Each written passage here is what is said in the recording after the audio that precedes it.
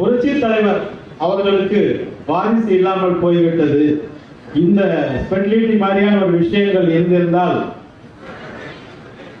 பாரத ரத்னா அவர்களுக்கும் ஒரு வாரிசை கொடுத்திருப்போம் என்று கூறினார்கள். புரட்சி தலைவர் அவர்களுக்கு வாரிசு இருக்கிறது. ஒரு வாரிசு அல்ல, இரு வாரிசு அல்ல. தமிழகத்தின் 10 கோடி மனிதர்களும் அவருடைய வாரிசுகள் தான்.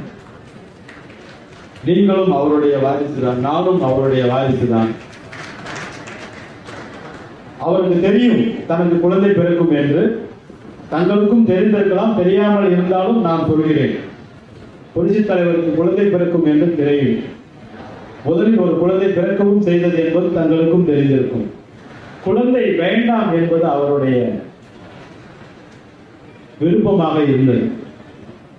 ஒரு ராமச்சந்திரன் பிறந்து எவ்வளவு துன்பப்பட்டு எவ்வளவு கஷ்டப்பட்டு எங்கெல்லாம் ஒரு பிடி சோற்றுக்காக அலைந்து திரிந்து இந்த மக்கள் மத்தியில் நகர்ந்து ஊர்ந்து வளர்ந்து வருவது எவ்வளவு கடினமாக இருந்தது. ஒவ்வொரு உயிருக்கும் அதேதான்.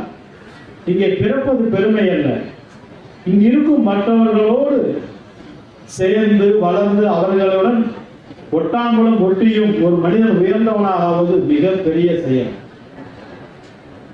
அப்படி ஒரு கஷ்டமான யாகத்தை எனக்கு பிறகு என் குழந்தைகள் என்று யாரும் செய்ய வேண்டாம் என்று அவர் நினைத்தார். அதனால் குழந்தைகளை அவர் பெற முயற்சிக்கவில்லை. ஐயா தத்து எடுத்துக் கொண்டிருக்கிறார் சில குழந்தைகள். அந்த குழந்தைகள் போல அடித்துக் கொண்டு தகராறு செய்து கொண்டு இல்லையா. வாரிசுகள் என்பவர்கள் நம் அருண்குமார் ஐயாவை போல நீங்கள் தொட்ட புகழை மேலும் வளர்த்து கொண்டு செல்வார்கள் என்று எதிர்பார்க்க முடியாது. குடும்பப்பிடி சண்டைகள் நிகழ்ந்தால் புரட்சி தலைவரின் பெருமை குன்றிவிடாதா? அதனால் அவர் வேண்டாம் என்று நினைத்தார். அவர் மட்டுமல்ல, நானும் வேண்டாம் என்றுதான் சொன்னேன். எதற்கு குழந்தை? நாமே நமக்கு இருவரும் குழந்தைகளாக இருந்து விடுவோம் என்றேன். எனது துணைவியார் கேட்கவில்லை.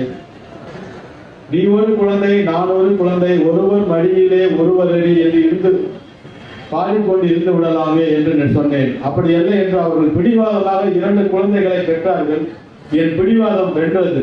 2ம் பெண் குழந்தைகளாக போனது பாருங்கள். ஆண் குழந்தை இருந்தால் தானே நீ பெயரை கெடுப்பாய், சண்டை போடுவாய். பெண் குழந்தைகள் அவர்கள் இன்னொரு வீட்டுக்கு செல்கிற மகாலட்சுமிகள். எனக்கு பிரச்சனை இல்லை.